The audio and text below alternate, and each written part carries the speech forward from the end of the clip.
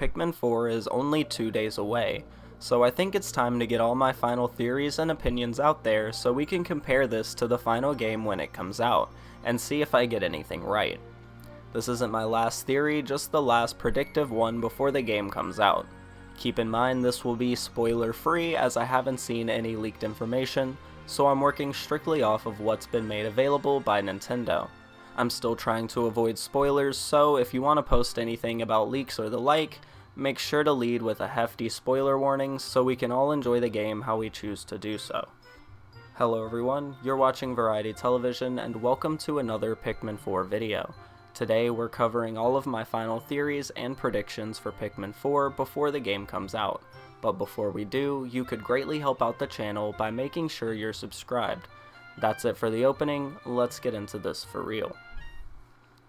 My first two predictions and/or theories are about the game as a whole.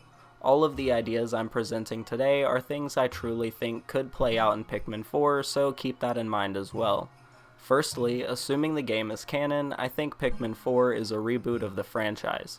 Many of you who have been watching for a little while already know this is what I think, but I'm putting it here just as a reminder and so we can more easily look back on this later. On the other hand, the opening sequence of the game got another idea turning in my head. Many of you pointed out that Olimar was talking as if he was telling a story, presumably to catch up new players on the history of Pikmin. I have a different idea though. What if after all of Olimar's journeys he becomes well known for his adventures on PNF 404 and really is just telling a story? I mean, think about it. If a guy was delivering a shipment to a colony far away from Earth but crashed on the way, that would probably be a big deal back on Earth.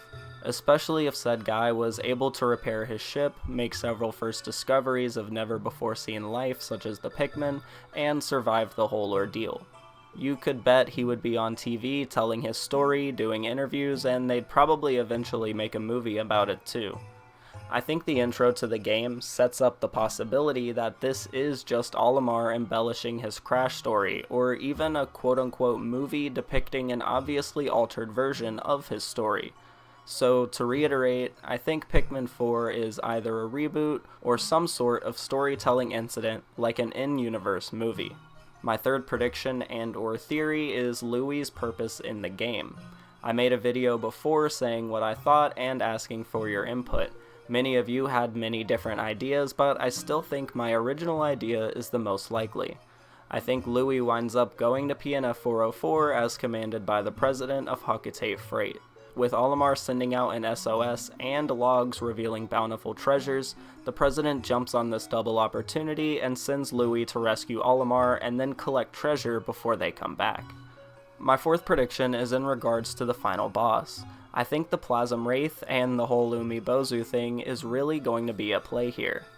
I've stated before that I think the Plasm Wraith could be the final boss, but I have an updated version of that idea. This is a two-parter. The first part is that the Plasm Wraith will return and is in some way related to the final boss. The second part is that since I'm working with the idea that the game is a reboot, I think this version of the Wraith will be further advanced than the versions we've seen before so that it can start out much more obvious and threatening. If you're like me and believe that the Gulix, Water Wraith, and Plasm Wraith are all the same creature, imagine what the next step of progression would look like, and then make that the actual first step of progression for the creature. That is what I think we'll be dealing with in Pikmin 4. My fifth prediction is still in regards to the Wraith creature of Pikmin 4, and I think this game will finally explain why all the ships that go to PNF 404 crash. It definitely has something to do with the Wraith, and most of us already believe the Wraith represents the Umi Bozu anyway, so it's all just a matter of time before the game finally pins the blame on something. It would be really cool to just keep that mystery alive, but I think we will end up getting a deeper insight to the Wraith and possibly its motives as well. My sixth theory/prediction is that we will see the events of Pikmin 2 play out in this game, or at the very least, be set up for DLC or the next game. In the Pikmin 4 demo, we see Olimar chalk up the events of Pikmin 2 to a bad dream. I think this is doing two things.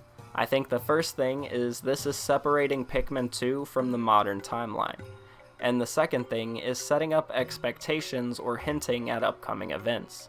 If Pikmin 4 really is a retelling of Pikmin 1, then it only makes sense that a Pikmin 2 retelling would follow in some shape or form. My final prediction for this video is going to be a callback to a previous video. I stated before that I think the Leafling Olimar we see could be something mimicking Olimar or hijacking his mind.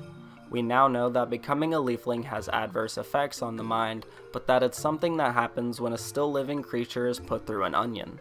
And while this is a totally new development for the Pikmin franchise, I think Olimar in particular is still going to have another twist of some sort. The fact that they show Leafling Olimar so early seems like a red flag to me. I mean, it's very clearly Olimar and Moss, but why would they show us this so early? My idea, as I've stated before, is that we will see that Olimar was not the first Leafling creature to be made. Somebody actually crashed here with Moss originally, and they were turned into a Leafling. That's not all though. I think we will both see that Olimar wasn't the first one to crash here, but I think there will also be a twist with Leafling Olimar himself. He's either not what he seems, or something much deeper is at play. I feel like a major part of the story would be the fate of Olimar, so to reveal his fate in the very first area of the game is a very interesting decision, and I think it's setting up a long play out for a twist ending or a surprise reveal. And that's it. These are my final predictions about the game before the game comes out, and I'm more excited than ever to start digging into the final product. One thing I'm most excited to see going forward is how the community continues to develop after the release of the game, and how it will change Nintendo's approach to Pikmin as a franchise. Let me know your predictions and thoughts on my predictions down below. Don't forget to subscribe and consider leaving a like if you enjoyed this video. That's all I've got for this episode, but stay tuned. Variety Television will be right back.